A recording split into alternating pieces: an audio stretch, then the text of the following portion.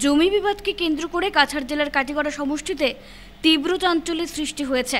দুপক্ষের মধ্যে তুমুল সংঘর্ষ বাধলে দুজনের মৃত্যু হওয়ার পাশাপাশি উভয় পক্ষের বেশ কয়েকজন মানুষ গুরুতর আহত হয়েছেন। ঘটনার বিবরণ মতে জানা গেছে, বৃহস্পতিবার সকাল থেকে দুপক্ষের মধ্যে সংঘর্ষের সৃষ্টি হয়। এরপর পরিস্থিতি এত বড় আকার ধারণ করে যে হাতে দা, লাঠি ও বল্লম সহ বিভিন্ন অস্ত্রশস্ত্র নিয়ে একে অপরের ওপর আক্রমণ চালায়। এদিকে ঘটনার পর আহতদের উদ্ধার করে স্থানীয় কালাইন থানায় ভর্তি করানো হলে সেখানেই দুজন মৃত্যুর কোলে ঢলে পড়েন। কিন্তু এরপরও বিবাদ এখানেই থেমে যায়নি, পরে রণক্ষেত্রে পরিণত হয় গোটা হাসপাতাল চত্বর।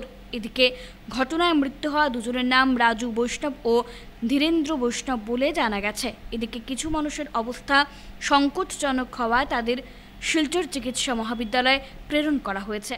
আমরা একটা বিলটা লইয়া কেস চলে, তারা জবরদস্তি দখলের জায়গা ও তো হরিসুন্দর পাইটি তারা আমরা গুমরার রোড তারা তে রম করার পরে আমরা থানাত গেলাম। মায়ের আমরা করছি না, ফার্স্টে থানাত গেলাম, পরে বানতে দিত না, বিল বানতে দিত না। থানার রায় দিল 2বার কোর্ট থেকে, তারা নিজস্ব কোর্ট আছে।